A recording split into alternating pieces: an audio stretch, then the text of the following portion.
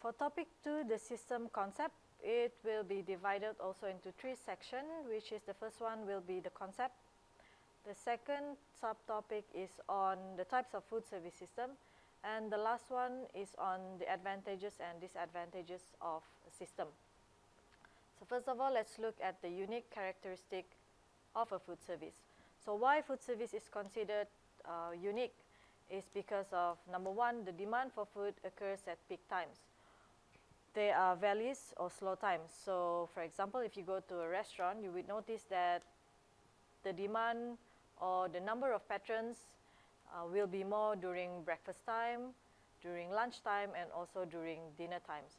And even between these 3 times, these 3 meal times, you can see there's a difference maybe in terms of it will be normally packed with during lunch, but then during dinner time, it's not as packed as the lunch time. So you have the high and low time. Number 2, food production and service are labor intensive.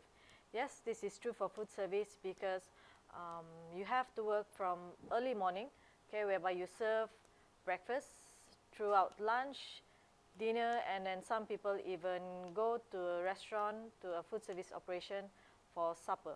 So it is constantly, you are constantly serving or preparing food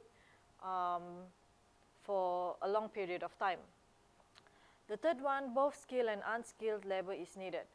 So this one is true because some of the works in a food service is you do not require a highly skilled personnel. For example, if you talk about peeling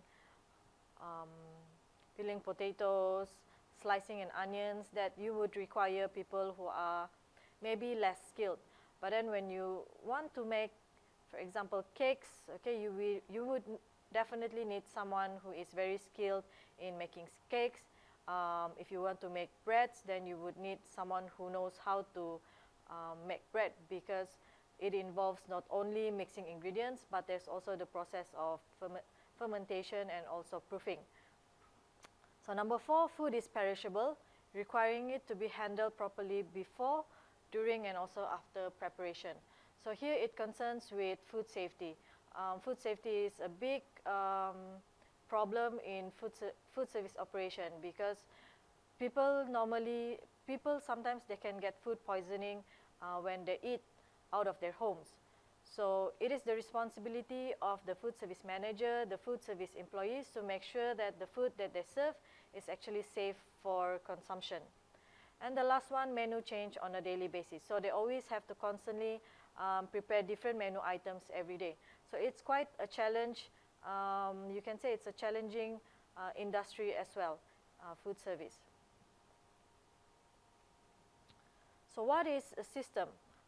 How do we define a system? It's actually a correlation of interrelated parts or subsystem unified by design to obtain one or more objectives.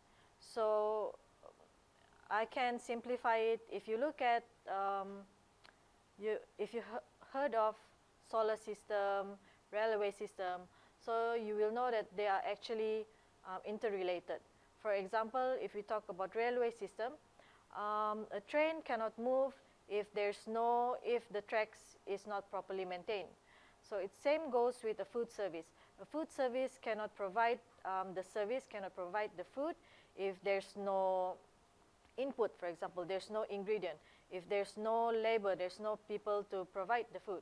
So basically, a system is an interrelated parts or a subsystem that they actually work together to achieve their goals or objectives. So this is a food service system model as prepared by Spears, 1995. So if you look here, you have input, transformation, and also output. So in input, like I mentioned just now, it's a system. You cannot have an output without an input. So in input here, you can see it's human, materials, the ingredients that they use, the supplies. The facilities means the place where you're going to serve, where you're going to cook. And the operational means that you still need money to purchase your food, and also you need money to actually pay your staff. Then there's transformation, is whereby you transform your input into the output. And the lastly is output. Here you can see that in output, you actually produce how many number of foods that you have to produce. And then in terms of quality, what are the quality of your food? And also you have to look into the customer satisfaction. Are they satisfied with your service? Are they satisfied with your food?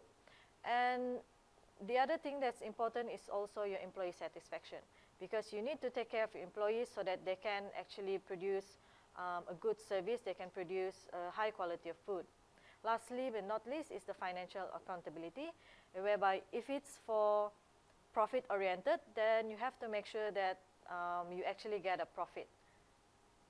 Okay, so I'll see you in the next topic.